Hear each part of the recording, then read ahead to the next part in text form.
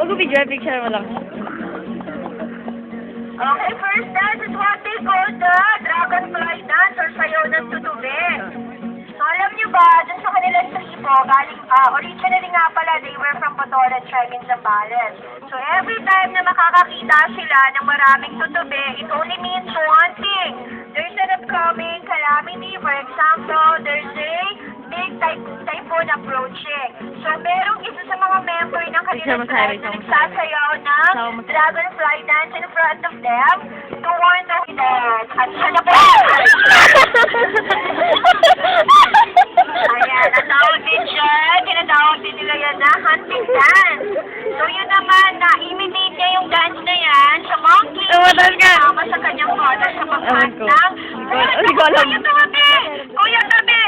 Ayan na yung unggoy. Makyat pala, hindi bumaba. So, kapag na sila ay successful na nakapag-cut ng food sa mountain, sinasayaw nila ang monkey dance. Palakpakan natin si Kuya Jesse. So, sa dalawang tribo, every tribe, of course, may mga leaders na hindi rin sila nagkakaunawaan. Siyempre, hindi maiwasan na magkaroon ng misunderstanding. So, bago sila sumabak sa isang labanan, before they fight over with another tribesman, they do perform first the war dance as part of their traditional dance. But before they do that, they're gone.